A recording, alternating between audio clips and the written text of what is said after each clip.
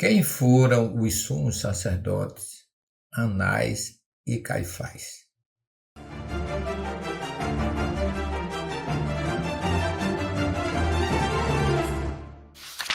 Esses dois sumos sacerdotes, Anás e Caifás, um era sogro, o outro era genro. Anás era sogro de Caifás. Foram os dois sumos sacerdotes que administraram a prisão, a execução e a morte de Jesus. A gente observa lá em capítulo 11, versículo 47, dizendo lá que João narra que as pessoas estavam preocupadas depois do milagre que Jesus fez, da ressurreição de Lázaro, estavam chamando a atenção dos romanos. E naquela época já havia uma corrupção muito grande no templo, com a classe sacerdotal, era interesseira. Ficava do lado romano, ficava contra o povo hebreu, e isso causou uma revolta muito grande, porque perderam-se, naquela época, a originalidade e a hierarquia da origem que nós já vimos, da origem sacerdotal lá do templo de Arão, lá no deserto, foi perdido essa sequência hierárquica.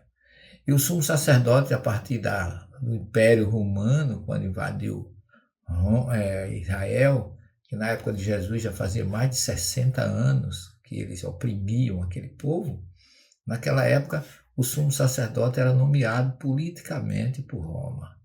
Então nós tivemos Anás e Caifás, dois sumos sacerdotes, que tiveram uma influência muito grande no julgamento de Jesus.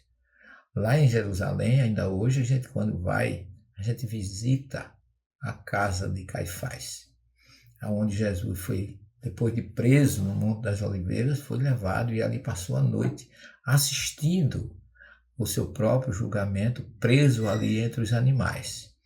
Então, lá em João 11, 47, o conselho, o conhecido Sanedrim ou Sinédrio, reuniu-se para saber que conduta tomar diante das coisas que Jesus estava fazendo.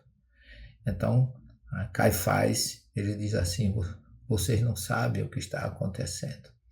É preciso que um morra para que muitos sejam salvos. Então, Caifás já tinha noção, já sabia o que ia acontecer, que ele, a pedido de Roma, ele iria prender Jesus, e depois da prisão de Jesus, ele iria providenciar a sua execução com testemunhos falsos. Já estava tudo preparado. Isso do lado romano, do lado sacerdotal, mas aqui a gente abre um parênteses e diz, também fazia parte do projeto do próprio Jesus, que ele já tinha predito lá, primeira vez lá em Cesareia de Filipe, que ele iria ser preso na mão dos sacerdotes, iria sofrer e iria ser crucificado, mas que ressuscitaria ao terceiro dia. Está lá no Evangelho de Mateus, no famoso diálogo que ele tem com Pedro lá em Cesareia de Filipe. Então o sumo sacerdote, que segundo narra era, naquela época, nomeado por Roma, foi que providenciaram a prisão e a execução de Jesus, porque eles julgaram-no, adquiriram falsos testemunhos e condenaram Jesus e enviaram a Pilatos, que mandou chicoteá-lo, segundo alguns evangelistas. Ele não foi flagelado, mas segundo outros foi. Mas o que a gente vê é que ele mandou flagelar Jesus e depois crucificar. Então, tanto Anás como Caifás tiveram fins assim que ninguém sabe o que aconteceu exatamente com ele. Muitas histórias são criadas, que Caifás voltou a Roma, mas nunca chegou em Roma, foi executado ou morto durante o caminho. Existem muitas controvérsias acerca disso, mas ou seja, do destino desses dois homens, desse sogro e genro, que participaram ativamente da condenação, da prisão e condenação de Jesus, e depois o enviaram a Pilatos. Nós temos, assim, que naquela época, além da corrupção sacerdotal, esses dois homens, esses dois sumos sacerdotes, foram escolhidos pelo próprio Jesus, no nosso entendimento, para presenciar a sua condenação, preparar e fazer as coisas de forma que ele pudesse ser condenado.